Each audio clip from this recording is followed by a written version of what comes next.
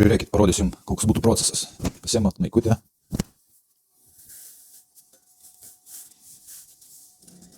Spaudžiat vieną kartą, kad drėgmė išeitų iš jų. Imat lipduką, kurį galėsit patys susikurt ir nusipirkti irgi iš websaitų. Šitą dėt ant krūtinės.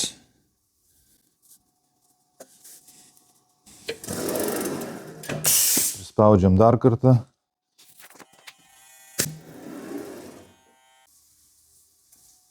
Tada mes nulupam. Su sviestiniu popieriu dar kartą susispaudžiam, nes šituo atveju ilgiau laikys plovimo metu. Nu va, žiūrėkit, ir gavus mūsų maikutė. Daug firmų prašo tik tai, kad būtų tik ant krūtinės vietos logas. Tai website bus pardavinėjami lapai, kurių bus ploti 60 cm ant metro. Jie kainuos apie 10 svarų. Įsivaizduokite metrą, kiek tokių tilptų logų.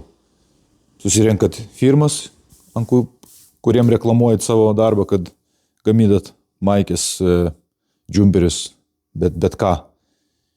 Ir įsivaizduokit ant metro ilgio lapo, kiek tokių logų tilptų. Aš dėl pavyzdžių parodysiu, kad ir pačius dizainus pasidaryti nėra labai sunku. Net ir jūsų močiutė galėtų pagaminti, garantuoju, jeigu jai parodytumėt reikalingus įrankius. Va, sukūriau per kokias 2 minutės tokį dalyką.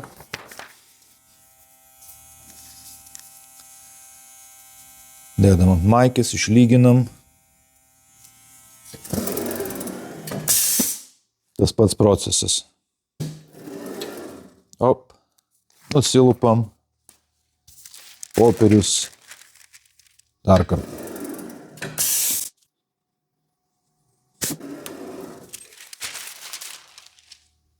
Ir viskas. Va, ir turit maikutę su logu ir su backprintu.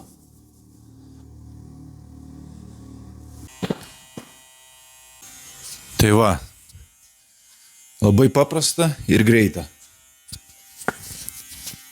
Maikutį turit. Website visos detalės sudėtos, ką pirkt, kur pirkt ir maždaug gaidas, kaip daryti, kaip gaminti viską.